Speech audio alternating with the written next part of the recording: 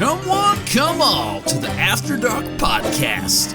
The podcast in which Sheriff Anthony does his best to wrangle Konrad through Westworld, one doggone episode at a time. So kick back and grab yourself some Apple Jack, or some Adam's Ale if that's your preferred poison, and get ready for these two wannabe cowboys to ramble the night away.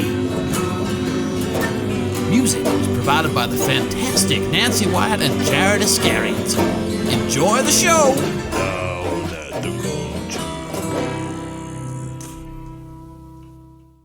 Hello and welcome to the After Dark Podcast. I'm Anthony James and that's Konrad. Hello there. We got more Westworld this week. We do have more Westworld this week. Wait, hold on. That's a sign that I just woke up. I meant to say we got more Radiohead this week, and my brain just went to Westworld. Listen, it's early in the morning. We're recording, but I'm here.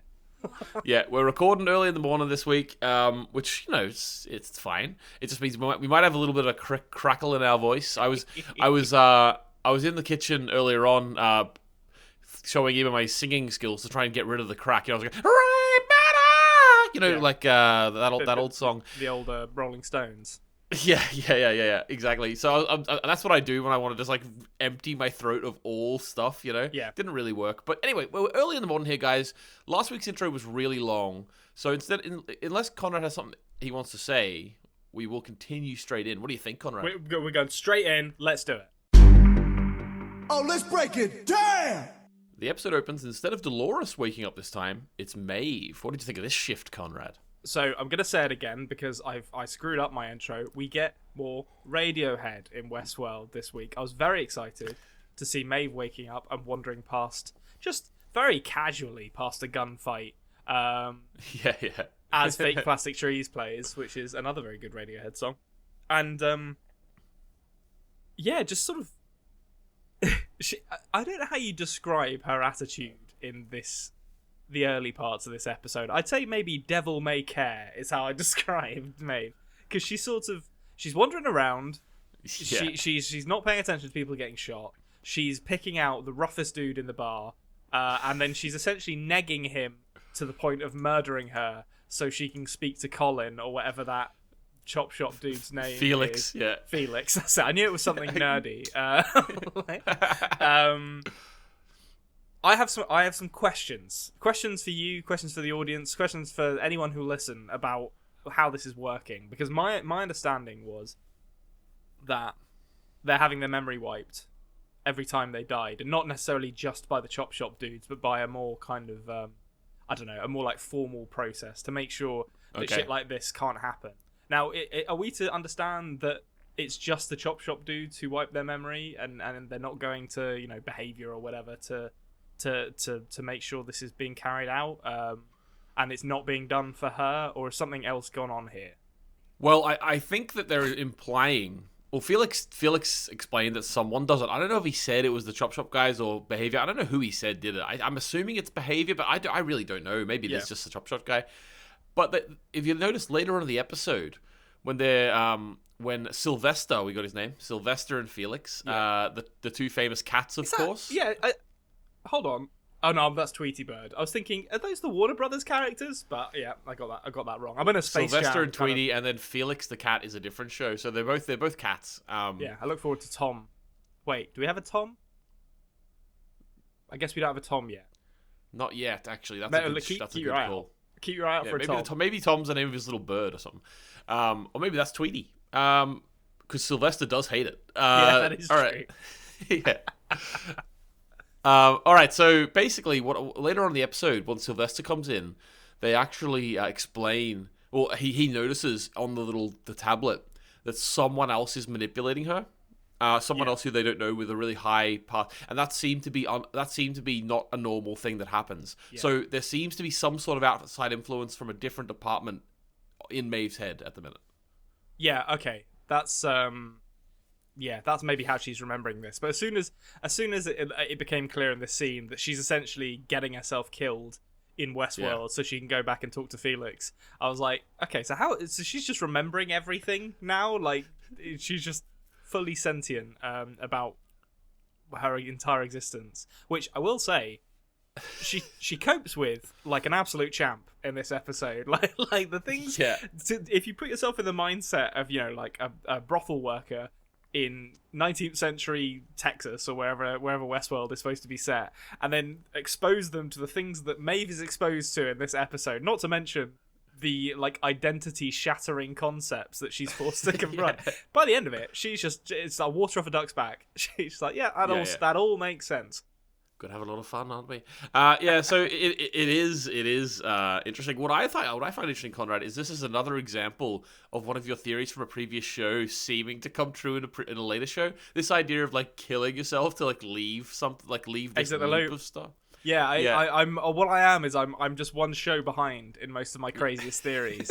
So although that doesn't work for alien bug monsters, but That'll come eventually. Maybe they'll turn up in 1899. Who knows? Yeah, maybe. I should just choose a show knowing they're going to turn up, you know. Just to like be the guiding hand of there is a new Alien show being released on FX in America, so we can definitely engineer that. I don't know if we're doing an FX show, Konrad, I have to be honest. All right, that's only a step above sci-fi.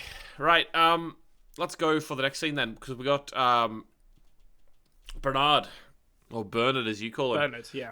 They're talking about the guy who smacked his head in with the rock again, the host. And they're saying that his geopositioning was wiped, but Bernard has figured out, because they wanted to figure out what was going on with him. Bernard's figured out actually that his geopositioning hasn't all been wiped, and that they need to go upstairs. He says we need to go downstairs to access it. And as we know about Westworld, downstairs is where the abandoned places are. Yes, so he need this is when the woodcutter dude, is an older host who has kind of like old like legacy geopositioning stuff, but you need to go to servers downstairs to access it. Which, as someone who works in IT, I can tell you right now, RDP into those things, guys. You don't need to be wandering down like 40 floors to go and like fucking access a computer. Like it's unreasonable to expect people to do that in a work environment. And we get a lot of that in this episode. We get a lot of people being like, in fact, I'm going to say this now. We won't get to it until later. But this was the most, you know when Hollywood approaches a subject that you know quite a lot about, and it does an awful job of it, and you just have to kind of like switch that part of your brain off that actually knows a lot about it and be like, you know what, I just have to accept this at face value, that this is how it works here. This episode was that for me, where there's a lot of moments where I was like, what? Why are you doing this? Like, it doesn't make sense. Yeah, it's because like they can create these human-like robots, but they can't set up their network correctly. Yeah, they can't put these servers behind an internal firewall to stop the people who shouldn't be logging into them from logging into them. You have to walk down 40 floors of stairs to an office that looks like it's literally the office. Like I expected like the stereophonics to start playing as Bernard walked into it, because it's got like I don't know how you describe that sort of 90s like 20th century office aesthetic, but it definitely kind of has that, the room that it was all dark as well, so unlike the normal sort of beige tones of that aesthetic. Also turn the lights off, guys. Like someone's just left them on. Yeah, I know. But, you know, Westworld, what can you do? Like, they're all mavericks. Even behind the scenes, they're all mavericks. What I'll say is, I don't really understand why, like, if they're so high-tech, these people who are hacking into the park, why do they have to put a physical thing in the arm of a host with a laser protruding? Like, why can't they just hack into the data? Like, what's going on here? Yeah, it's funny, actually. That is a good point, but I think that I'm more just like, yeah, that's fine, whatever. I'm not gonna question that. That's how they bypass the firewall. Yeah, that's how they that's how they download the mainframe. I clearly like, I just have a low tolerance for certain aspects of the IT mumbo jumbo in this show, and then give others a complete pass, because the geolocation, the enormous like World War II era tracking beacon that they put into that host arm, I was like, whatever, that seems fine. But Bernard, everything's so minute and minuscule and like perfectly engineered, and then you've got this huge fuck off metal rod in his arm. But yeah, that I was fine with. But Bernard coming down like laying out this incredible like foldable tablet computer in front of this Windows XP ass desktop that he's had to walk down 40 flights of stairs to access. I was like, that is outrageous. I would never do that. But he's here. I love his little tablet thing, and we find out that along with the woodcutter, there were 5 additional anomalous hosts that aren't registered. Which I will be honest now, I was probably the last horse to cross the finish line on those ones. I feel like it was a lot more obvious than I made it in my head. As soon as I heard about these anomalous hosts, I was like, who could they possibly be? Is it going to be William? Is it going to be like? Is it going to be? You know? Oh, you were thinking like the people who we think of. Yeah, as yeah. humans? I was thinking, is the Man in Black a host? And then it got to the reveal, and I was like, oh, that makes a lot more sense. Actually. Well, out of curiosity, like, so it says 5, right? So obviously that's we do see the family. So it's like the mum and dad, the 2 brothers, and then the dog. Like that's the 5. Yeah. Because it's interesting that so far they haven't actually referenced the animals as hosts yet. Like, they haven't actually talked about, like, when they talk about how many hosts are in this particular area, they're not really referencing animals, but it seems like they were here. Yeah, that is probably the first time, we've heard them called hosts. I mean, we've certainly seen them, walking horse hosts and buffalo hosts around in circles and stuff. They don't usually put them on the same level as the human hosts, though. No, like, even absolutely. Just like real life, how we sort of separate ourselves from animals. Maybe we should, or maybe we shouldn't. Who knows? But we sort of separate ourselves. Like we are more superior in many people's eyes to animals. Yeah. They sort of view that way about the hosts too. Even though they're all just, even though they're all just like made robots. Like the human hosts are better than the horse hosts. Yeah, but I mean, listen, if you bump up Roger the dog's bulk apperception, he'll fuck you up. I want to see that episode. I thought the dog's Westworld. name was Jock. Is it Jock? Which one's Roger? I didn't get. Oh, you're thinking of the young boy. He's called Robert. Oh, Robert. Which is the same, that's I'm right. pretty sure it's the same name as Ford. Jock. Yeah. That's right. Yeah. Well, okay, Jock. When we get to the episode where Jock's bulk apperception gets bulked up by Felix and Sylvester, and he becomes a super dog. That's the episode I'm looking forward to. Now then, where were we? You know. Oh, please, Westworld! I'm on my knees begging you to go in that direction. Like, if they get these, if we have these human hosts being able to just be this clever and actually game the system, shove one of those human host brains in a dog. We're begging you. So, look, listen, that's the most unrealistic thing in this show. The fact that they would have run this park the way they've run it for 30 years, and not once did they put a human brain inside an animal. Like, there would 100%, with a gun to my head, if I was in any position of power in this park, you would have a section of this park that was Looney Tunes. You would have cougars running around that had like the brain of Albert Einstein or something like that. Yeah, you could do it. You could do it like as if you're like tripping, but you haven't taken any drugs. Yeah. Like you go into this section. It's like Toontown. Yeah, You know, like in Who's Still Roger That's Rabbit. why they're losing money, because they're not making choices like this. Like, that's such a slam dunk of an idea, and I do use that pun deliberately because a new Space Jam movie's just come out. Yeah, they are sticking to their guns. No pun intended. No pun intended. Oh. They're sticking to their guns. They really need to they need to jump the shark. That's the thing that Westworld has not done. They have not jumped the shark. Lee has wouldn't definitely expect it after recommended 30 that. years. Lee has recommended that. Look at him. yeah. Oh yeah. He's recommended it 100%. He wanted to not only the bulk apperception, he wanted to create like huge eyes so they start looking like cartoon characters too. Oh, if Westworld now doesn't go in the direction that we've just discussed here, I'm gonna hate this show. That's my stuff. It's funny. Everyone else hated season 2 and 3 because of it, but we love it. Toontown. Where's Yeah. Bob Hoskins? You know? Get Jessica Rabbit involved. Jesus. Right. Okay. Ford is working on his new narrative. He keeps calling it, and he's like. He's done this whole plans where he wants to just demolish a lot of stuff, but he would have to demolish his whole town. So he decides to stop just short of the town. So it's funny though, because he's shown before that he just doesn't care about the hosts because he's in control of them and stuff. Yeah. But at the same time, here he's just like, that's enough destruction for one day. Yeah, he continues to be a fascinatingly complex character. Because as you say, in one even scene to scene, actually, never mind episode to episode, because in one scene, he's talking to Thersa, and he's basically almost explicitly threatening her to not cross him. And he's very comfortably portraying the role of the sort of white plantation owner with slaves, and clearly has a god complex. And here he sort of displays, or in this episode actually, I suppose he displays more of a kind of nostalgic, sentimental quality for the host. It's really interesting. It does feel like there's two very distinct sides of him that we're seeing kind of flit back and forth, which I find fascinating. And I did think as well, it's not really related to anything in the scene, but the more I saw him in this episode, the more I reflected upon the scene in the previous episode where the man in black had met with him and grabbed a knife to threaten him, and Teddy immediately sprung to the defense of Ford.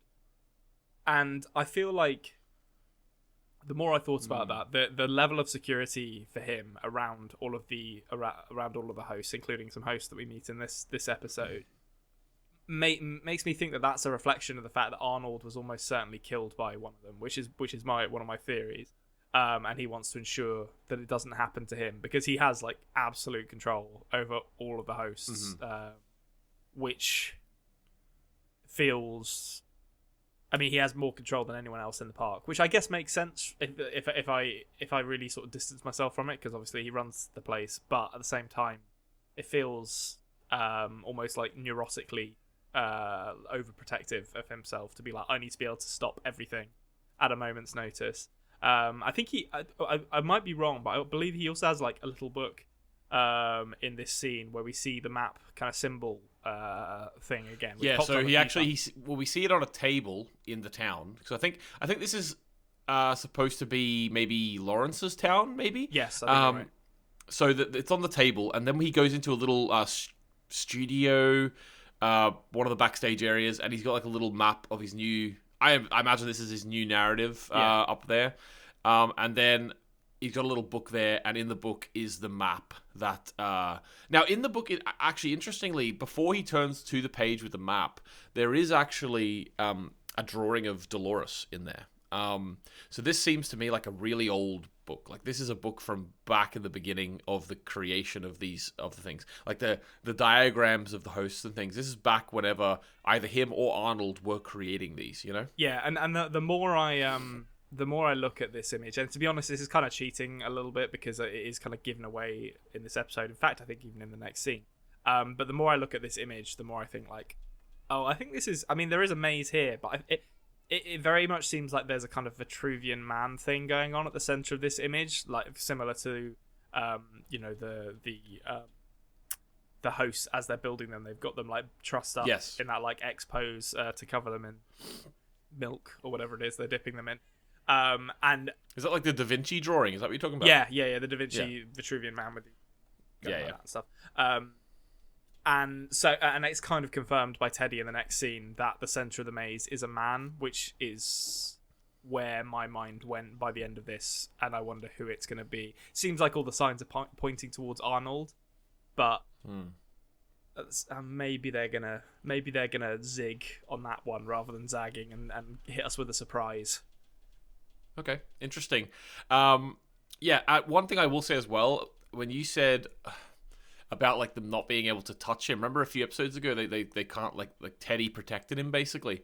Well, I went to see Black Widow in the cinema last night with my wife, and there was this tiny spoilers for Black Widow, not really like not plot spoilers, but there's a guy in it who controls the widows or is unable to be harmed through pheromones. So if you're able to smell his pheromones, because he's chemically altered them, if you're able to smell his pheromones, you can't attack him, right?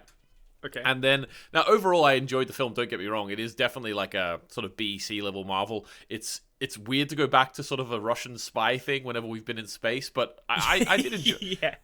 I did enjoy it. I'm not going to lie. But, and I'm excited about Florence Pugh's character going forward, but I will say it's interesting and funny because there's a moment whenever Scarlett Johansson, and again, minor spoilers, overcomes this pheromone block.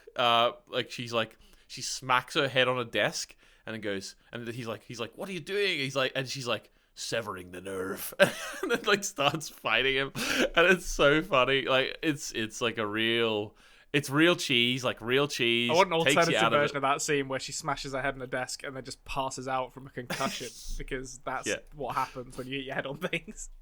Severing the nerve. Yeah, so then that's Scarlett Johansson. So a little bit relevant there, a little bit relevant. Yeah, lovely little bit of Black Widow talk. Yeah, all right. Next scene, we do have the chat you said about the maze.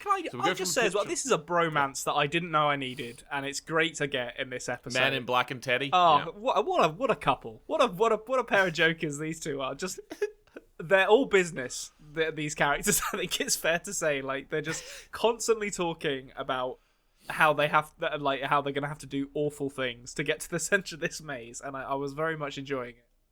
Yeah, I don't actually remember if in the last episode we talked too much about. I can't remember, Konrad, but we talked too much about the fact that like the Man in Black just goes, Dolores needs help, and then Teddy's like, and he's like, that's the magic word. Yeah, you know? yeah. Like he drops the D word, and Teddy's like, right, well, gloves are off then.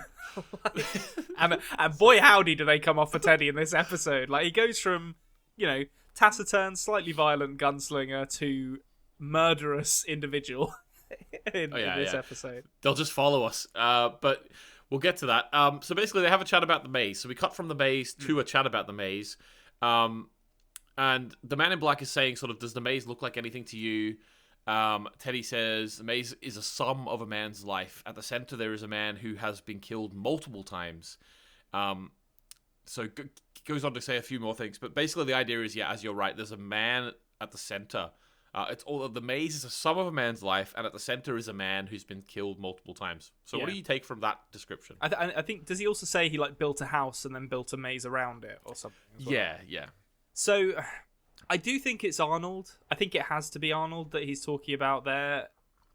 I just feel like all the signs are pointing to Arnold. Now maybe that's the kind of route of least resistance that I'm heading down there. This idea that he's been killed multiple times, to me, is a sort of semi-confirmation that Arnold lives on in a host somehow, which I think is why I think we may meet Arnold at the center of the maze, but I don't think it's going to be the character that we expect to see or in the form that we expect to see him. And this idea of a sum of a man's life, I think, is, Westworld seems to be the sum of Ford and Arnold's existence. I think it's telling that we haven't found out anything about Arnold apart from the fact that he dedicated himself to creating the hosts in Westworld and then tried to destroy it. So that's where I think it's going, but I'm still like, this entire new narrative Wyatt maze plotline, it could still go in so many different directions. I'm really kind of like just being led by the nose by the show by it, to be honest. Yeah, and there's certain aspects to the story as well. Like, you are right in theorizing about the Man in Black, because he is called the Man in Black, and there's not really a name for him. Having said that, it doesn't mean that he has to be anyone. You know what I mean? Yeah. Like, the fact of the matter is they might just be saving who he is in the real world for a later season or something like that, Yeah. So it's interesting that, like, where you're expecting reveals, you might not get them. Where you're not expecting reveals, you might get them. So it's really interesting. And I think this show seems smartly written enough that it will play into its own meta narrative tropes. So, they've literally said, oh, Teddy's got this mysterious backstory, and then, a few episodes later been like, the reason your backstory is mysterious because we never bothered writing you one. And the Man in Black is a great example of a character where it's like, oh, he's this mysterious Man in Black, who is he? And it could quite easily be that they're going to say in the first season, like, we got no idea who he is, we just stuck a cool Man in Black character in there played by Ed Harris, who is played by Yul Brynner in the movie, and we'll figure out who he is later in the show. And I think the show has earned enough leeway to do that if it wants to do it. So I'm really fascinated to see what they choose to reveal and what they don't choose to reveal, because I think it's all in service of these greater themes. Yep, awesome. Okay, so next scene we got good old Felix the cat, and Maeve is back again. And Felix is explaining to her that he is a human, just like the guests. And then Maeve, brilliant question: how do you know? Yes. Can I just say, I feel like the conversation that Felix is having with Maeve here is ill-advised. I feel like when a robot wakes up and starts asking questions about how you can tell that they're different from you, that's when you call the boss and you say, listen, I'm going to be honest, I messed up, and we might have like a robot uprising situation on our hands rather than... I'm just thinking, like, Felix, put yourself out there. Like, there's a bar up there. Elsie seems like a good girl. Go put yourself out there. There's plenty of girls out there who might be interested. You don't need to be fawning over this post. This running theme of the shop being full of latent necrophiliacs who just like want to have sex with beautiful corpses is very troubling and is quite damning indictment of their hiring process for this part of the park. But Felix is the good one because he is just enamored and infatuated with when she's awake. Yeah. So it's fair enough. Like that's in the context of the show, there's nothing too creepy about it, I suppose. But at the same time, come on, Felix. Like, what do you do outside of working hours? Yeah. Go meet someone. I do get that it would be fascinating. I think it is kind of believable. I will say this kind of plot line with Maeve got to the most eye-rolly bit of the episode for me, where I was like, what? I don't think they would have access to do that. But I think I could believe someone who is quite low on the totem pole revealing to the now sentient robot that they are mentally superior to humans in every way, except for the fact that humans control them, which is obviously like that's a why would you say that? Like, don't tell them that they're better than us in every way. Like that's you've just doomed us all. Felix. You just said the quiet part loud, Felix. What the fuck are you doing? But the early bits of this, I was like, I could believe that someone who is has like ideas maybe above their current station could become enamored with the inner workings of a host and like become fascinated enough that they would start talking to him. And I mean, to be honest, in a way, he's almost like a reflection of William's character, because William is doing the same thing, where he seems like, obviously there's a romantic element to William's relationship with Dolores, but he's also kind of infatuated with her as a host, which I think is similar to how Felix feels about Maeve. Yeah, exactly. Yeah, no. I was only joking. I was only joking generally, but it is pretty funny when you look at it through the lens of he does seem enamored with her. Okay, so what I will say as well is I think the design, like screen design in films, can sometimes be crap. Sometimes be really off base. I really like the flowchart design of how she's choosing what words to say. Yeah. And it's coming up as she's saying. I like that. What did you think of that? Yeah, I thought a lot of the kind of operating system stuff we saw looked very believable to me, and I loved the part of this scene where Maeve is staring at it, this like kind of learning algorithm picking words out of her dictionary, I guess, words that are available to her as she's saying them, and then her just freaking out and kind of shutting down. A great bit of acting from Tandiwe Newton, because I think that's exactly what you would do in that situation where you're like, everything I'm saying is being like fed to me by this thing that I'm watching. It would completely trip you up and probably give you a mental breakdown. Yeah, exactly. So I thought it was really, really cool. It sort of reminded me of that little drama game you play in school sometimes, where you sit in a circle and everyone tells a story with one word at a time. Everyone's going around like that. I got in trouble at school because we played it where you had to write like a sentence at a time, and when I was about like 10 or 11. When you're like just before puberty, but you start getting interested in sex. And me and a bunch of other people did it, but we did like kind of sexy stuff, but like 10, 11-year-old sexy stuff. So you don't really know what you're talking about, but you start writing it into stories. And we got called by a teacher, and they gave it to our parents, and my mum told me off for writing weird things in a piece of paper. That's funny. I got told off one time because I stole whiteboard markers from the teacher. Oh well, you were a literal criminal. I was just interested in sex, like. But my mum took me in, and I had to give them back and apologize. Although in terms of sexy talk at school, whenever I was 17, 18, and I was writing my applications to universities, we had to like write a personal statement, and I was writing mine, and like. Where's this going? Yeah, I know. I was in the library writing it, and I wrote like, after many, I can't remember exactly what the wording was, but after many years, I finally decided that this is the course for me, right? So I chose mathematics as the course for me. And 2 weeks later, after I'd handed it in, I got called into the room by the teacher and one of the vice principals. And they gave me my personal statement and said, hey, just do us a favor there. We read that aloud for us. And I was like, okay. And I read it aloud, and it said, after doing lots of thinking or whatever, I finally decided that this is the penis for me. Right? Okay, so value of proofreading. Yeah, so, but to be honest with you, the two teachers, they were both laughing their ass off too. And then, so I went back to the library, and it was my mate. My mate had went in and changed the word while I was away from the computer, That's and great. I didn't notice. That's textbook. Classic. Yeah, well, I mean, mine was deliberate as well, so, like, I think mine was worse than yours. Yeah, I was head boy of the school, and I was like 18 years old, and I had to explain to teachers why I had penis in my work. They were just laughing, to be honest with you. They found it funny. Like, penis isn't that bad of a word, let's be honest. No, it's that's not fine. a bad word at all. Scientific, actually. We see plenty of them in this episode of Westworld. we do. Sometimes white, sometimes pink.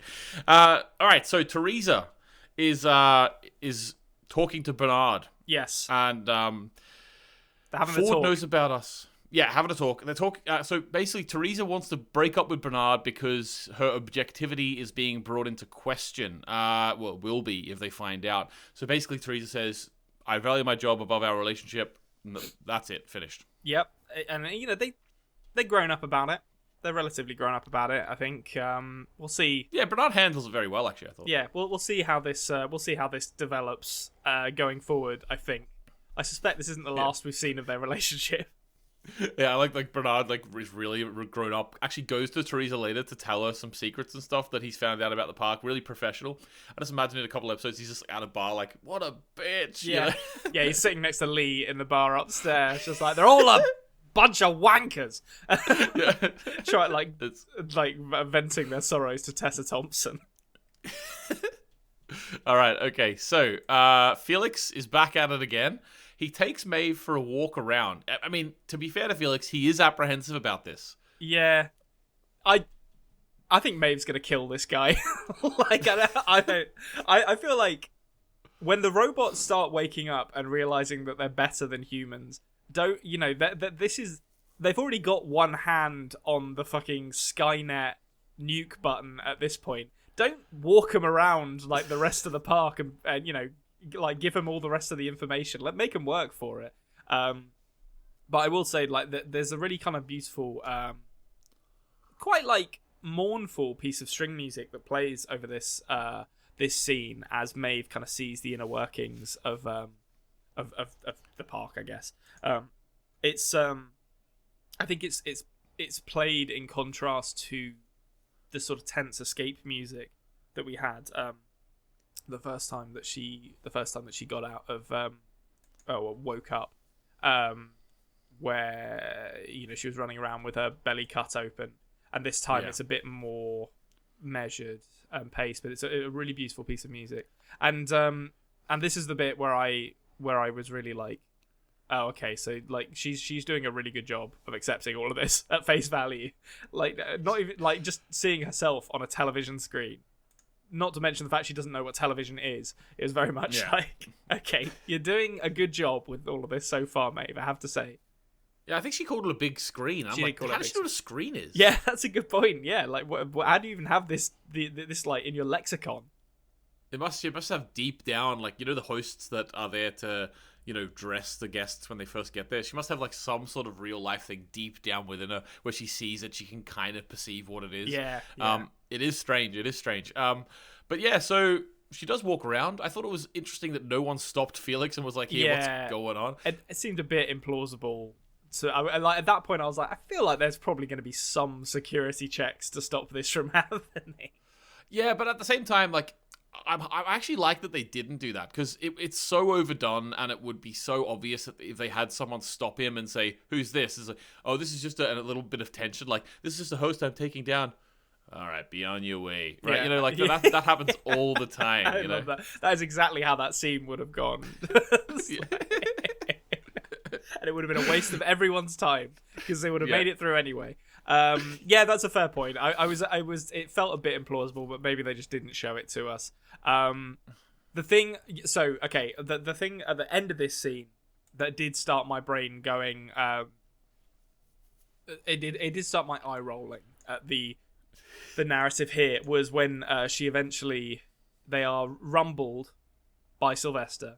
And Maeve goes from pretending to be in sleep mode to grabbing a scalpel and threatening him, which implies that Felix has undone her core programming. Because, the core programming is supposed to stop you from harming anything. Or I guess, actually, on reflection, maybe it's implying that the voice in her head has undone her core programming. Well, later on, we'll skipping ahead here again, but later on, Elsie, in her sort of trip to an old bunker or whatever, says that there's been alterations to a lot of hosts and that they may be able to harm guests now. So that was said later on. Remember, there was an outside force being applied. I suppose that's fair enough, actually. Because at this point I was like, wait, so he has permissions to do, Felix has permissions to do this, but yeah, I suppose that makes more sense if it's actually... I love the idea of Felix just putting, Sylvester. He's the only one she could attack. Because they had an argument over, a sandwich earlier that day, and that's the scope that Felix is used to dealing with. Oh my god. Yeah, no, but I think it does have to do with Elsie, but we'll get to that later on as well. So, Thersa is hanging about. Bernard comes to try and talk to her, I believe, and she just sort of pans him off. It's a very short scene, not too much to report. So, I had some thoughts about this just briefly, which is that Theresa's talking to someone speaking Mandarin, which made me think one of two things. Yeah. Either China are invested, assuming that China is still, kind of an authoritarian state at this stage. China are... Is it definitely Mandarin? I'm pretty sure it was Mandarin, yeah. Okay. I'm not an expert, but it sounded like Mandarin to me. Okay. But if China are invested in this, then if it does have military applications, they probably wouldn't benefit the US, because I don't see America and China cooperating on something which has potentially military benefits. Or the other alternative is, as we find out later in the episode, Thersa might be up to no good here. Which, although it does seem a bit weird for her to be just openly on a call to industrial espionage contacts in China in the middle of her office. So maybe this is just a board member. But it did sound this is a sign of how indoctrinated I've been into the Western way of thinking. That as soon as I see someone speaking Chinese or Russian in any one of these shows, I'm like, well, that's a villain. That's that's good. Exactly. And I was actually thinking to myself, I'm not going to tell you what happens in season 2 or 3, obviously, but I'm just potentially a way this show could be really terrible is if you turn it into a commie versus capitalists, America versus China. Yeah. If you have they've got these super soldiers in China that and they sort of turn into a thing of the whole stereotypical view of people doing the government's will and stuff. That might be a way that the show screws up. We'll wait and see. But I will say this scene goes in some interesting directions in implying that maybe other parks exist. So who knows? What was the actual language of that? Well, so later on in this scene, when it's not really even this scene, but when Thersa goes to Lee up on the, I think they call it the Mesa Bar or something. Yeah. Excuse me. And we go through. Lee talks about his raw pulp of truth and just talks absolute nonsense about how much of himself he's put into his narrative. And then Thersa says to him that the board will be looking for Ford's replacement, and it won't be here, which maybe implies that there are other similar parks around the world where they will be looking for Ford's replacement. Maybe I've misread that, but that was my interpretation. All right. Okay. Well, I interpreted that as they would be looking in the Mesa Bar. Oh, maybe.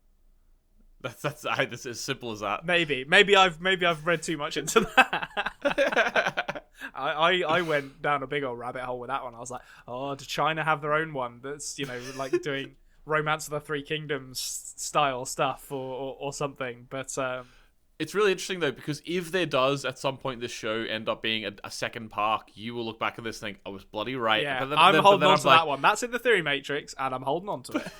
But, okay, well, that's fine. That's sort of like an octopus in the OA one, isn't it? Because I honestly believe they were talking about not in the Mesa bar. Like, you know...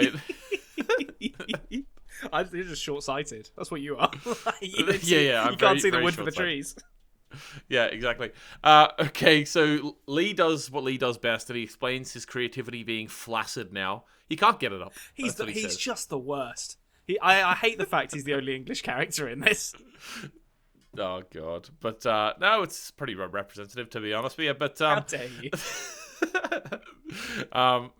So also, yeah, so they're looking for a replacement. He's getting drunk. We'll come back to the Mesa bar later because it does become more relevant later in a funny way. Yeah. Okay, so here we go.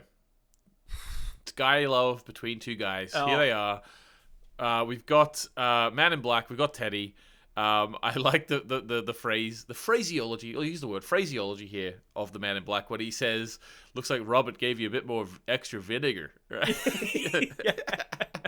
So I love, but like before shit hits the fan in this scene, where Teddy is recognized and they are kind of taken prisoner. I love the revisiting of that the Man in Black does of Teddy making peace with past indiscretions, because we know that they don't actually exist. So it's just like it's just the Man in Black has this really interesting way about him of engaging with the narrative in quite a genuine way, even though like he views some hosts' commitment to their own narrative arcs with a certain amount of disdain sometimes. He wants to free them of those shackles, but at the same time, he talks to Teddy here just like, you got to move on from those past indiscretions. And it's like, there aren't any past indiscretions. He didn't do anything. Like, he was just a robot until 10 years ago, or he was nothing until 10 years ago, and then they just made up some background for him. 10 days ago, even. It Well, was yeah. literally like really recently that they gave him the Wyatt backstory. Oh well, yeah, for the Wyatt stuff, yeah, definitely. So I mean, it's just so funny that he is willing to engage with Teddy on that kind of narrative level. But it definitely works. Interesting. Yeah. It's interesting though. I want to question you there actually. So do you think this Wyatt thing is 100% made up? And obviously it does lead into the way that the show's been going. Or do you think that Ford is actually just allowing Teddy to maybe get visions of his past like Maeve is also getting? I feel like we haven't actually seen anything saying how old a host Teddy is, have we? Not really, no. I feel like it would make sense. I mean, they've talked a lot about how much it costs to get these hosts up and running. So, I think it's Elsie. Excuse me. I think it's Elsie in this episode who says that it costs like $10,000. So, or it might be Felix, but one of the people in the part, it says it costs like $10,000 to get their personalities right. So the implication there is that once they've got one, they're going to keep using them over and over again. Yeah. And we know they keep their memories. So if they already have the memories, it probably makes sense to try and feed those memories back into existing narratives just to save yourself some time. So that's probably what's happening with Wyatt.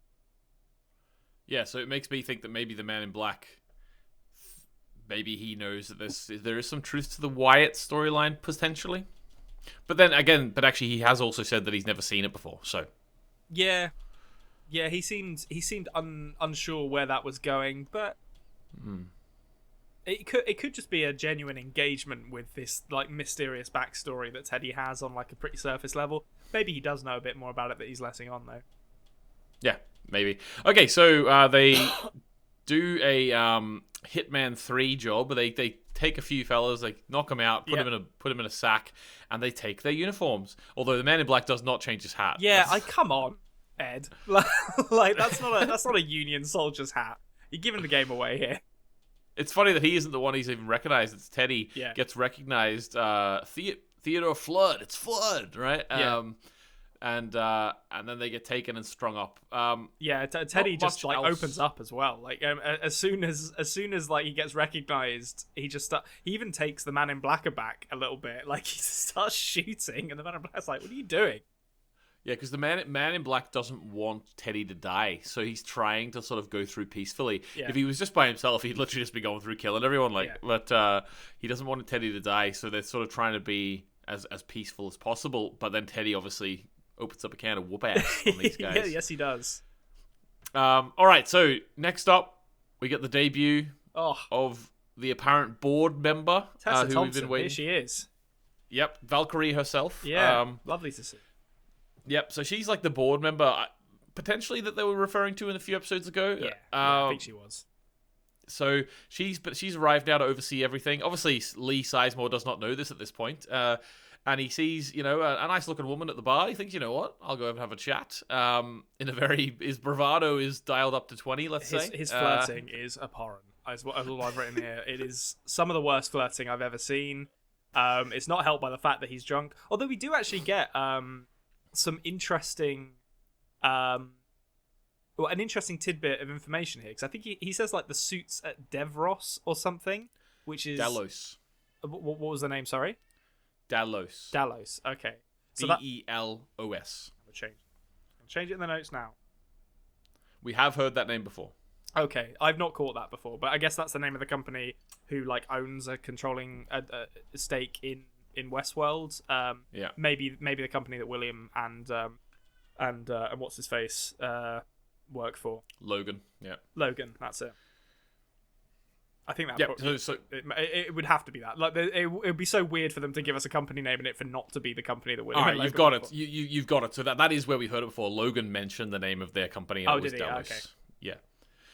So that is the name of the company. I think it's mentioned a couple of times even after. I think Elsie mentions it later in this episode too. They're sort of really starting to mention that quite a bit. Yeah. So we'll come back to this character a little later on because she comes back in a big way. Yes. Lee doesn't really. He sort of. I wouldn't say he fully strikes out here, but I think there was never any chance of any success because she is just sort of laughing at this guy, and I think she enjoys the cringe of the fact that she knows who she is, but he doesn't. But can I just say as well, like if Lee seems to think at least that he has upward mobility in this company, and he's pretty high on the totem pole.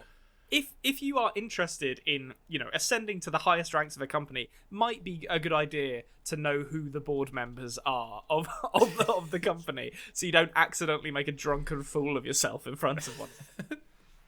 Yeah. No, Lee strikes me as one of the guys who just like sort of doesn't do does everything for himself. He's not a team player at all. Just goes and gets pissed at the bar. Really shows himself as a real dickhead around town. But then still believes that he's the most important man and he should be getting all the promotions. He ties the narrative together. Like without him, this place falls apart. Yeah. He is the glue. Okay, so Elsie goes to Bernard and says the data is timestamped. We're gonna find who's doing it. And then Elsie sort of implies that Theresa's going to be the first head to roll whenever this all gets outed. She also then leaves and like delete. I don't actually know, that's later on. But when she's leaving, she like hangs up on Bernard. There's a lot of hanging up going on. There in is, this episode. and a lot of people not taking phone calls that they probably should take in this episode. I find it interesting. This is kind of an aside, but we didn't mention it in the conversation that Bernard and Theresa have.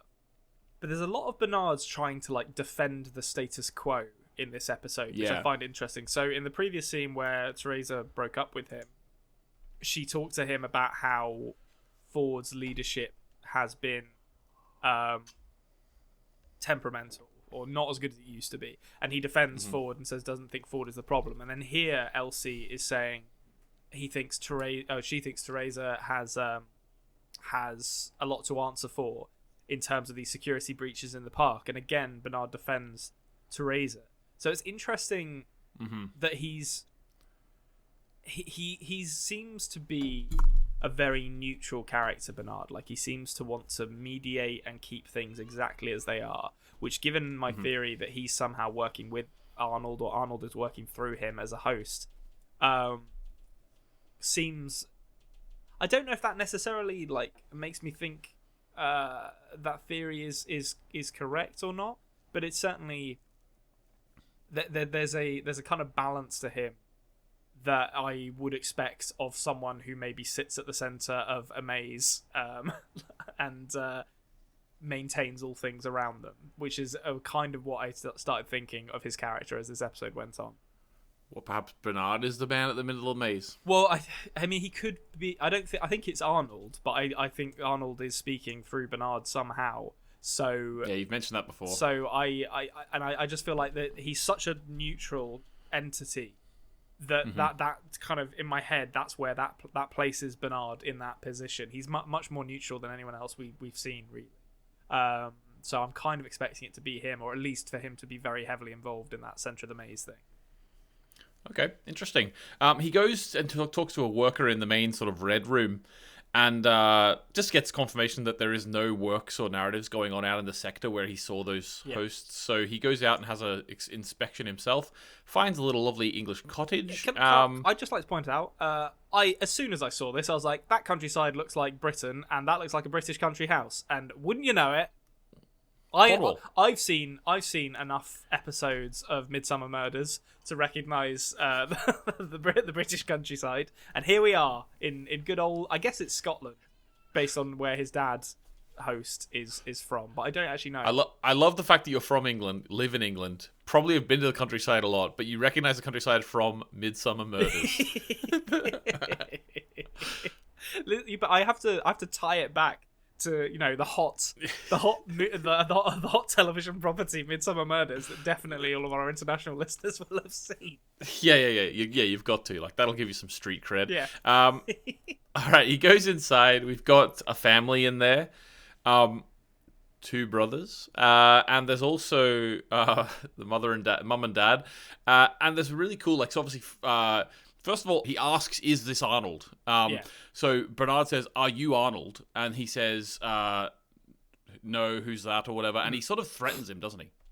Yeah. So I'm going to jump forward briefly here, because later on in this scene, when Ford turns up, he says they're quite harmless. They don't seem that harmless based on what this angry Scottish host does to Bernard. And we find out, later in this scene that Arnold built these, so Ford can't bring himself to destroy them, perhaps for sentimental reason, perhaps for a more practical one.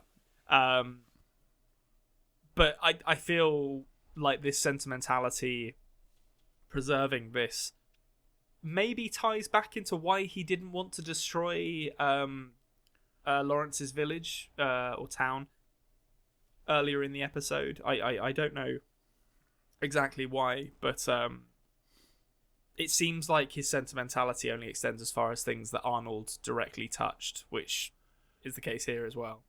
There's also the sentimentality that this is his family as well. Yeah, although he has I'm going to say now, he has an odd relationship with himself in this situation. Boy. He also like made sure that his father was an alcoholic, like real life as well, which I makes sense to me. But at the same time, what if that's the case? Like, if you have these demons, why would you want to preserve them? It's interesting. Like, he has a weird fascination with the past. Yeah. Well, I think the impression I get from Anthony Hopkins' performance as he looks at himself and his family in these scenes and other scenes with his younger self is that, for him, it's a form of catharsis to recreate and view it kind of neutrally as a spectator, to just look at his father's alcoholism. And I guess it's kind of implied maybe his father was a bit violent as well. I mean, this seems like I don't actually understand the setting of this, to be honest, because as I reflect on it, like, this is like a early 20th century or maybe early mid, like 30s, 40s, excuse me, 20th century house and dress.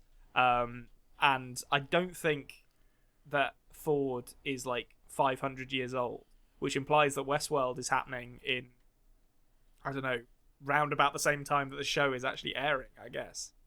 That's a so yeah, that is an interesting observation, actually, because in the past they've said things that would imply to you there's some sort of futuristic element going on. Yeah. But maybe we're just living in a sort of slightly tech advanced modern day, potentially. Yeah. But I've now lost my train of what I was saying before. But I think Ford definitely views this as a means to, a means to kind of like analyze himself and his own past, and you know, he tries to recreate it perfectly. But yeah, on reflection, that is interesting that this is clearly probably round about the time that Anthony Hopkins himself would have been born. Yeah, interesting.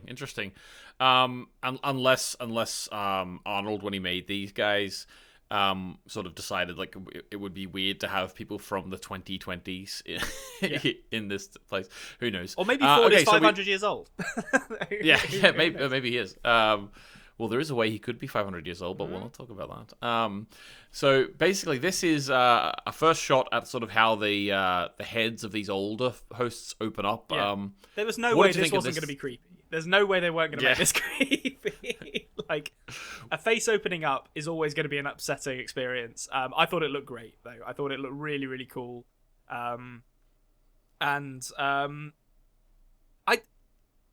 don't know if this is better or worse. Like, I feel like I kind of love that these things are like explicitly robotic. I really liked seeing that. Yeah, I thought it was pretty cool too, and I like they didn't do the classic robots with like just wires underneath. I think like in the old Westworld film, I think that's what they did in that. But this is like proper like mechanical. You know, it's almost steampunky in a way. You know, it's quite nice. All right, so the big reveal. Lee Sizemore pisses everywhere. First of all, he just pisses all over everything. Yeah. He's not for a man who's one of the heads of narrative. He's not really a metaphorical guy. He just wants to literally piss on everything. Yeah. I honestly thought that the lesser Hemsworth was going to shoot him in this scene. Don't shoot him because you got blood and piss everywhere. Yeah, that's a fair point. It would have been a real mess. And also, Tessa Thompson's just made her appearance. It would have been a bad first impression for Thor to just kill the head of narrative. Well, you never know. Maybe she would have appreciated it. Was a it, threat! actually. Yeah. Yeah. He's pissing everywhere. Yeah. And it makes me think, like, can you imagine, like, back whenever we were talking about, when I first watched the show, I was like, hang on, this isn't like a miniature world, is it? Can you imagine if it was, and then this guy's just pissing all over it? Like, oh, that'd have been great. Like, Gulliver's Travels, like, cuts to, like, it starts raining on William and Dolores, and they're like, ugh. Yeah, what's that? Very asparagus-y. But another road not taken for Westworld. I can already see they're not doing Looney Tunes. They're not doing Gulliver's Travels. What are you doing, J.J. Abrams? Yeah, exactly. Well, I don't know. That's the thing about J.J. Abrams. I don't know how much actually involvement he had. No, but listen, if your name's at the end of the credits, you're the one I'm going to criticize for this. Even if it was Jonathan Nolan and I can't remember the name of the lady who worked on this.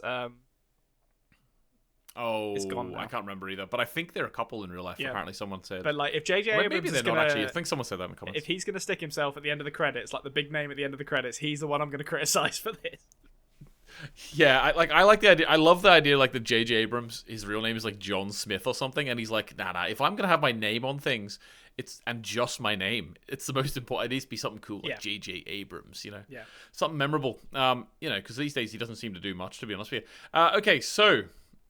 Next scene, we've got Bernard looking through all the first-generation hosts. Yep. There's a little cameo of Dolores on the screen. Yeah, she popped up. I didn't see who the first one was, which annoyed me. I didn't rewind it. But, Dolores definitely in there, which I think we maybe already knew. I'm not sure. We definitely knew she was. Can you imagine if he's scrolling through and you just like see the Man in Black's face there? Oh, that'd be great. Like, like he just lit like all these characters in the show that are just hosts and we don't know it yet, and this is just a massive spoiler for the whole thing. Yeah, and then they still do a proper reveal like in 2 seasons time or something. Okay, so that's, you know, he's sort of doing a little research into the hosts. We go back to Man in Black. Mm-hmm. He's tied up to a wheel. Teddy is going to get branded with the symbol of the maze. So it's interesting to me because I think what I gathered from that, like, this is like the symbol of Wyatt's gang or something like that. Yeah. And it seems like these guys are branding members of Wyatt's gang with this, so everyone will know that that's what they are. That's what it seems like. Because why else would they care about the symbol? Yeah, I think that must be the case. It must be something that I mean, I think from you know, like, kind of a meta perspective, this symbol is just being like kind of strong-armed into every part of the narrative. Yes. Mm-hmm. To keep it keep it prevalent for anyone who might be on the trail. But I think for in terms of what it actually means within the narrative, I think it is like a symbol of Wyatt's gang or something like that. Which, based on how these Union soldiers looked when they turned up, it doesn't seem like they've been that successful in catching that many of them, to be honest. So I wonder. Oh, actually, there were some bodies. There were some bodies that they were chucking away. I don't know whether that was their men or Wyatt's men. But yeah. He said it was Wyatt. Well, I think Teddy did a little thing where he said it was Wyatt's doing. Like, it wasn't enough to kill men; he had to maim them. Well, so he says that when he looks at the dude with the missing eye, and the guy's had his hands cut off, which is ridiculous. Like, what's that guy going to do as a soldier now? Like, send that guy home. But then there was a bunch of people like tossing body bags into a mass grave, which maybe there was some sort of battle. Yeah, but yeah, they're trying to brand Teddy, but it doesn't happen. It doesn't play out the way they think it's going to. Yeah. Okay, so Teddy gets on the Gatling gun like we saw, and he just starts mowing them down. This is your Django moment. Your moment of violent catharsis for Teddy. Like all the times he's been embarrassed, all the times he's been humiliated, he just guns down like 50 people. Yeah. It is a bit overkill, to be honest with you, but he was right. They probably would have followed him. So just to get him out of the way, he probably did the right thing. I mean, Felix and Thersa have a lot of work to do. Let's just say that. All right. So, question to you. Yep. Anthony Hopkins is a man of many skills. He's an actor. Yes. He's a mask maker. He's a man of many skills. Did he make the mask? Throwing a ball from one hand to the other is not one of those skills. God. I'm so glad that you've brought this up, because this is I'm gonna say something potentially controversial here. This is the worst ball acting I've ever seen in my entire life of watching movies and television. Unbelievable. It's like at no point is he confident that he's got the ball under control. So it's just like like doing this, like it's giving him static electric shocks as he's catching it, and he has to get rid of it. I can see the calculation of the X and Y coordinate of each hand as he's doing it. This one's a 1-2, this one's a -3, -4. Yeah, unbelievable. Like someone on set should have been like, Anthony, just lose the ball. It's not helping the scene at all. Oh my god. I couldn't believe Very it. robotic, actually, ironically. Very robotic, it is, isn't yeah. it? I was thinking that as well. I was like, hold on, is he 500 years old? Like, is he a so host? stupid. Is he himself a host? Unfortunately, the hilariousness of him throwing the ball back and forth between his hands is lost. Jock. Jock it's overshadowed because Jock has been killed. Now there will be an inquiry, which we'll catch up with later, but Jock was a lovely dog and he's gone now. So He wasn't that lovely. I mean, he was a wild beast, a wild beast who kills rabbits. I think he kills. I can't remember what it is he goes after. Yeah, rabbits. We know, he's a greyhound. Of course he's chasing rabbits. Listen, that's what they do. My aunt has owned several greyhounds, and they have all come back with like birds and squirrels and rabbits, because it's like, well, they run at like 1,000 miles an hour. Like, they're so fast. Well, what's interesting is a few episodes ago, Ford was actually talking about it, like asking the story when a greyhound finally gets the rabbit, what does it do with it? It doesn't know what to do. Yeah. And then here we have a younger version of Ford with a greyhound who got a rabbit, and then the younger version of Ford just killed the greyhound. Yeah, so that's why I think like this is almost catharsis for him, because he's literally recreating an actual event that happened between him and Tommy and their dog in the park. Which, I mean, it sounds like quite a painful memory, so it's an odd thing for him to actively recreate. It's interesting that, actually, because he does seem quite shocked by it happening. So I don't know if I think I'm on the fence in terms of him choosing to recreate this, but I can see that 100%. But Anthony Hopkins' acting there made me think that he sort of was interested as to how that happened, Yeah, but maybe he's questioning within himself. But I think it might even just be the fact that, because I think that he says later on, actually, let's just skip to it now, may as well. He says the young Robert says that Arnold, the voice of Arnold in his mind, told him to do it. Yeah. Which implies to me that this is the influence of Arnold still in the park, and therefore this event wasn't from Ford's past. It actually is like this new occurrence, which is coming about as a result of this voice that we've also heard from Elsie doing her little her little what do you call it? Investigations. Yeah, we'll come back to that. Talking about So her investigations there's a voice being put out into the park for the hosts to hear. But so, you don't think the story he told old Bill about the dog is true at all, and it's all part of Arnold's creation, or just this particular version of it, where it's being depicted between? Well, I just think that I thought the dog story was more along the lines of just a metaphor, just like he's telling a metaphor, like like when a greyhound catches a rabbit, what does it do? You know, I think there is some truth to that. I definitely think, and I think it's also telling that when we find out what young Ford has been told to do by Arnold, so essentially you've got to kill things before they do damage to others. You've got to kill these malicious things. The question then becomes, okay, who else is Arnold commanding to do that, and who is he commanding them to kill?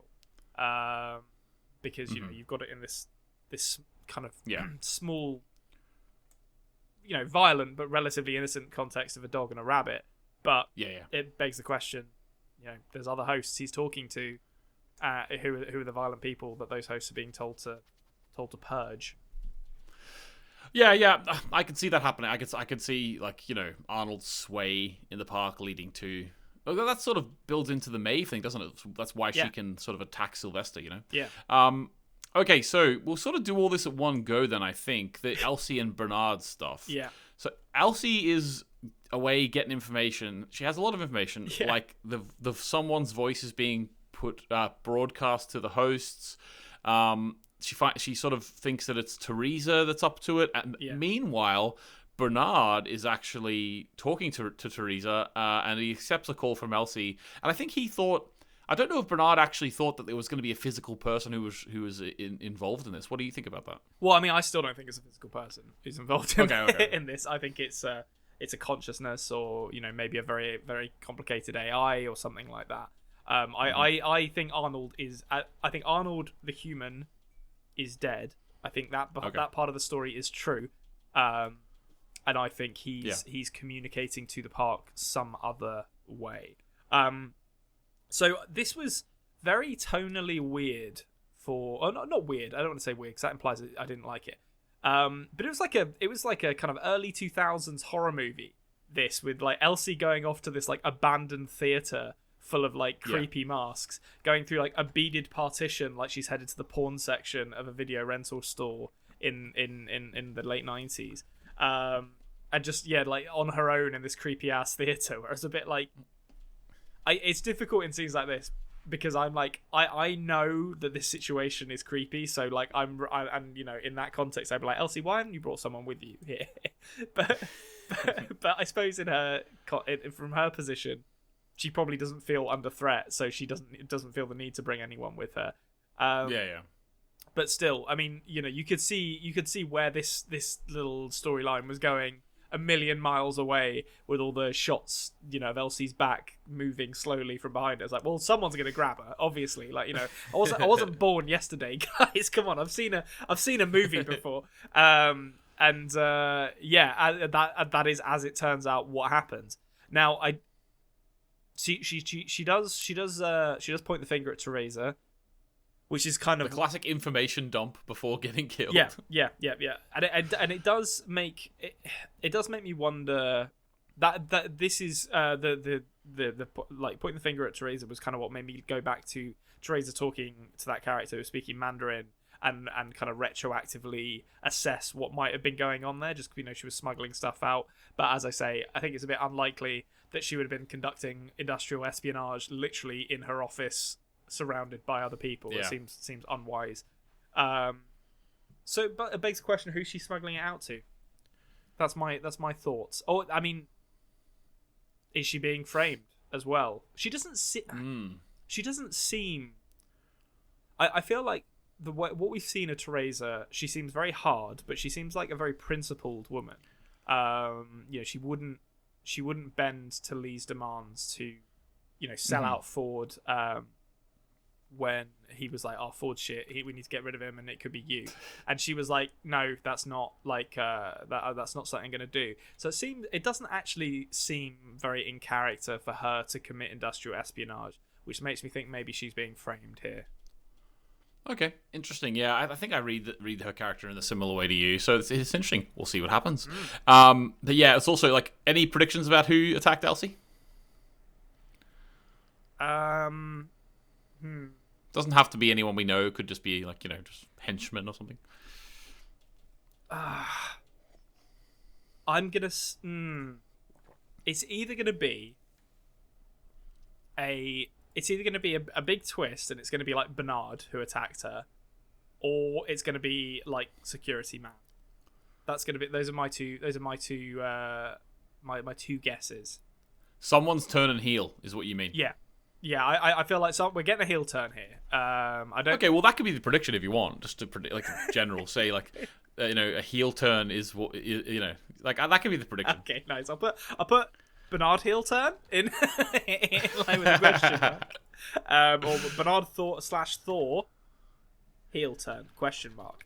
We'll remember what that means. I was trying to give it to you much more generally than that, but we'll go with those two. I've got to put it in there because, like, I said the names. They're out in the ether now. I can't retract them now. But we'll see. We'll see what happens. I feel like Bernard. There's not really any reason for him to do it, except that it would be interesting for the person that she trusts to do this, to be the one who's actually fucking around with stuff. I feel like Bernard is kind of my.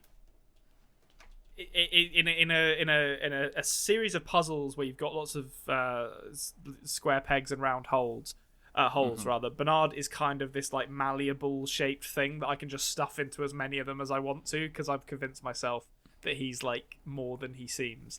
But he's a bit too milk toast at the minute. Like, he needs to have something going on. There's something. Bernard is gonna be important one way or another. He's got enough screen time that it's like, okay, he's important. And he doesn't really seem that important right now. So he's either going full bad guy or something's happening to him. So we'll see what it is. Yep. Okay. So just to end the episode, then we have a little bit more of like the Maeve with the two cats, and they're talking about this is the attribute matrix part. Oh my god, this bit. Yeah, this is the bit where I was like, who? What? Like, let's make some changes. Yeah, she wants to make some changes. My god, I was just like, okay. Well, I mean, first off, if playing games online has taught me anything, it's that if you give people the choice to pick their own attributes, they will max out every single one. No, 100%. If I was doing this, I'd be like strength 100, intelligence 100, toughness 100. They're out of 20. They're out of 20. Oh well, they're D&D scores then. Nice. So yeah, strength 20, intelligence 20, dexterity 20.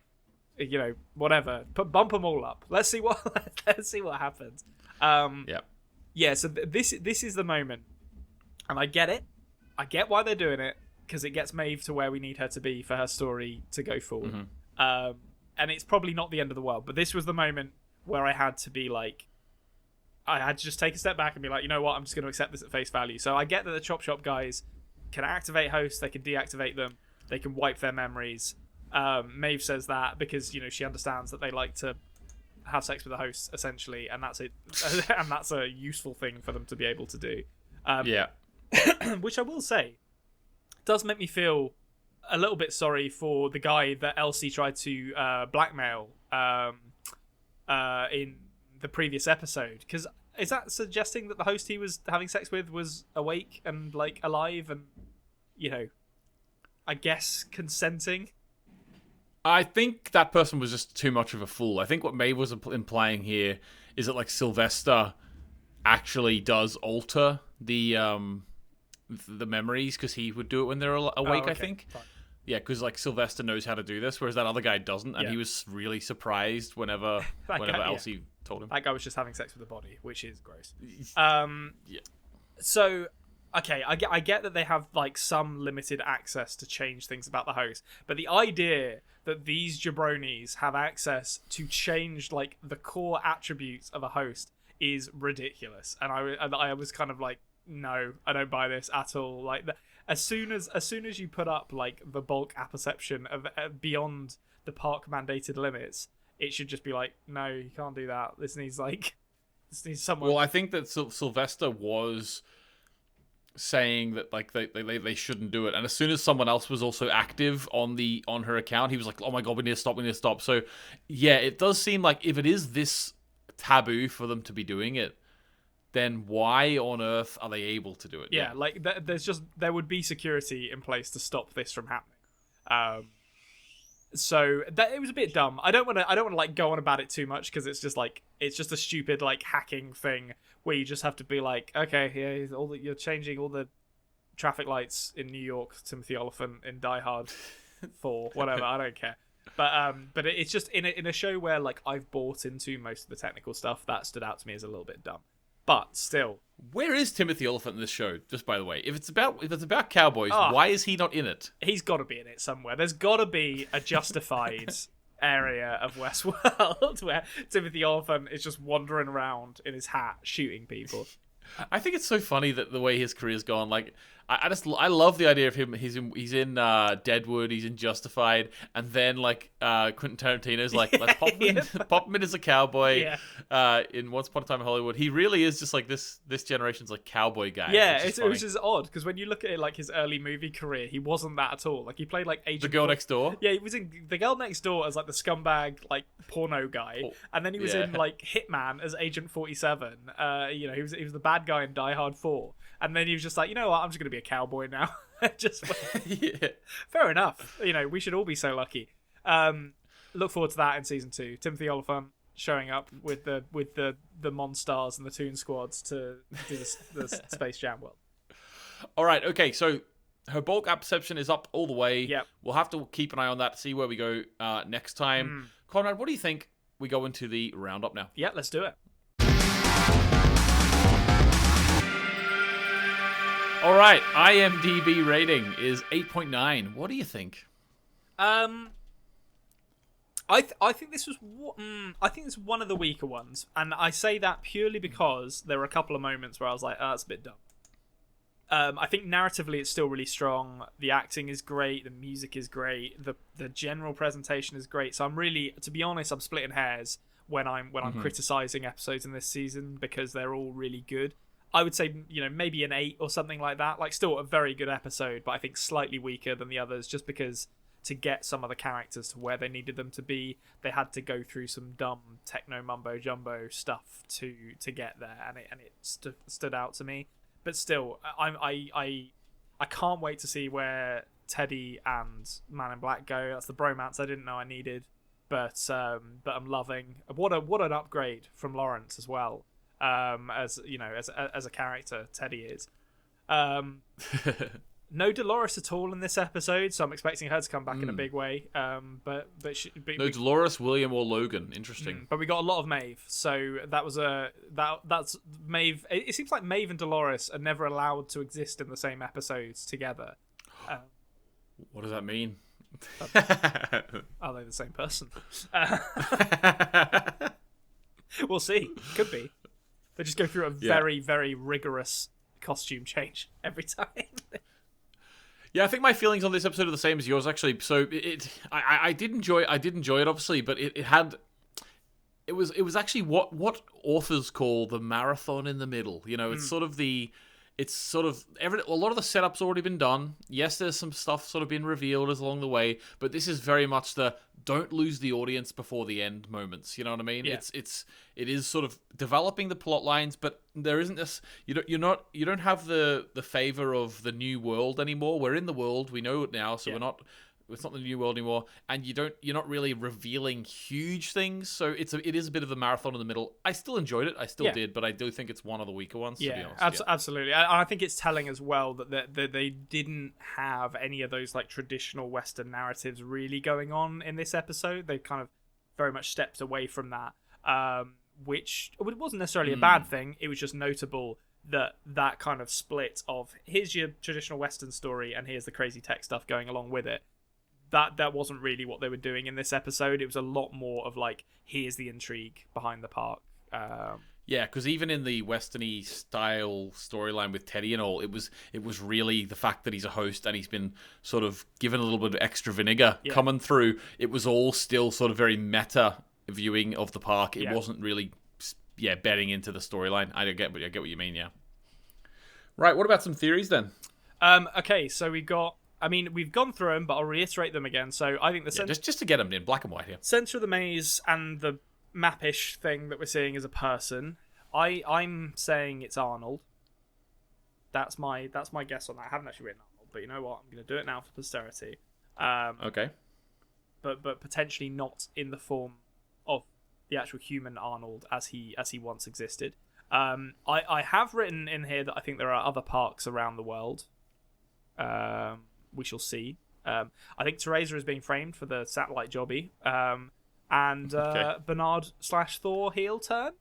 So yeah, we'll see. We saw that theory in real time coming to pass there, but yeah, I think there's some pretty cool theories, and I'm looking forward to getting them answered or not answered, as the case may be. Yep. Okay, a couple of questions then. First one comes from the middleman, which is Brent, and he says, more of an abstract question for you both. Can consciousness exist without emotion, or is emotion a result of being conscious? Oh, that's a hard question. Consciousness exists without emotion. I don't think you can experience. I mean, that requires like a definition of consciousness, I guess.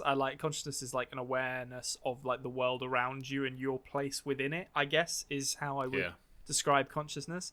And to exist in the world is to experience emotion, I think. I don't think it's possible to be completely emotional. And it depends how you're defining emotion actually as well, because like crying is a symptom of an emotion, but it's not the emotion itself. So can the hosts, like, if they're not conscious, can they portray emotion? Yes, but are they actually feeling? Probably the answer is no. Well, I think they feel very base primal emotion. I think a host probably experiences fear, like mortal fear maybe. But it can just be turned off like that. Yes, that is true. Do you think if a host was like let's take Maeve's situation where she's like awake in the real world, if someone threatened her with a gun there, do you think she would fear for her life, or do you think she just wouldn't care because she'd be woken up again at some point?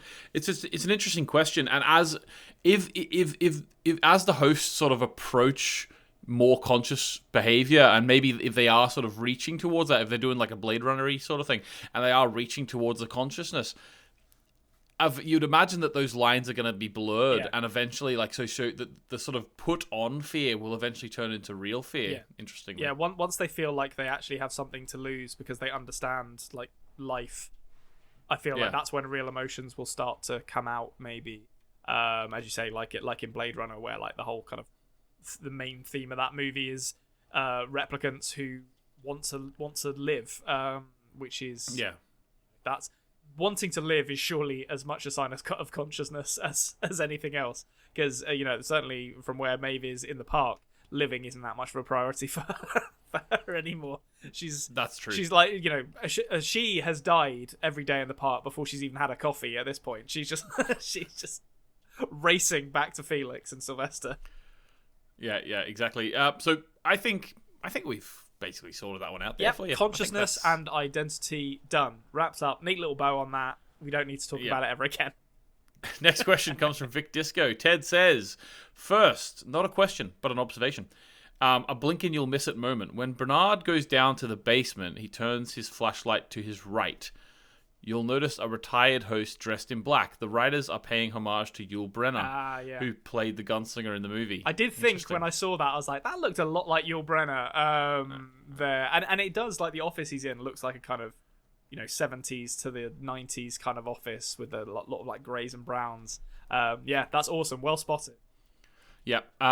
So a couple of questions this week. When Teddy describes the maze as the sum of a man's life, the choices he makes, and the dreams he hangs on to, what do you think he's referring to?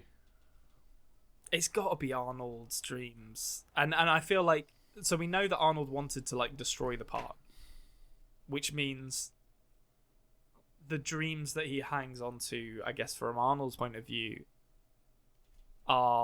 is probably this idea that the park can work without like the kind of barbarism of a master-slave relationship at its core.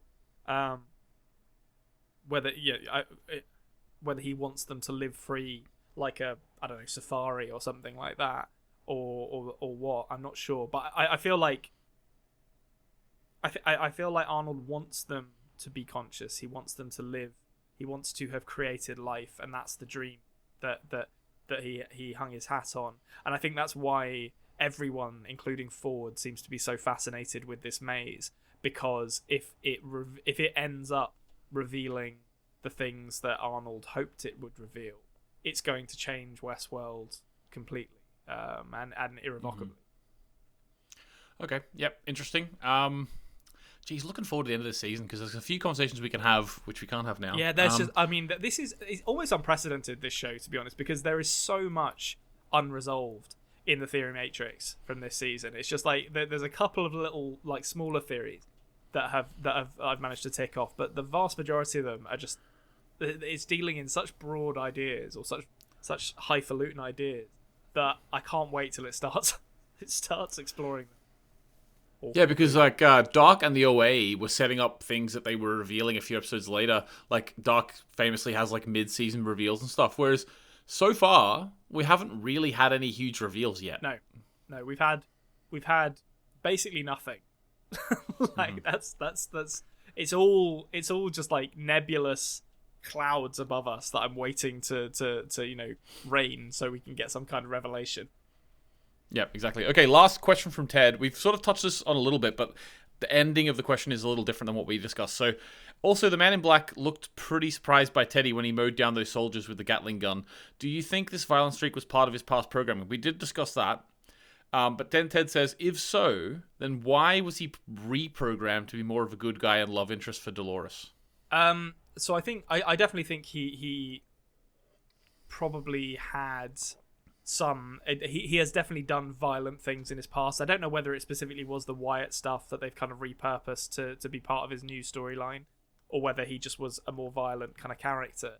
But yeah, I think him becoming a good guy is because, as the Man in Black said earlier on in the series, he's designed to be the loser. Like, he can't be that violent because he needs to be like the taciturn, badass with a heart of gold kind of good guy, so the people who want to turn up, beat the gunslinger, and violently take his girl are able to live out that fantasy in relative safety.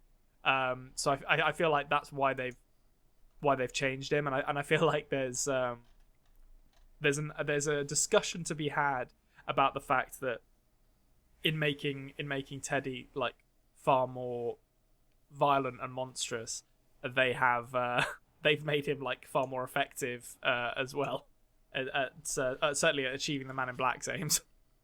Yeah, because his job was to lose, and his other one. His job was just to die embarrassingly over and over again. Yeah, exactly.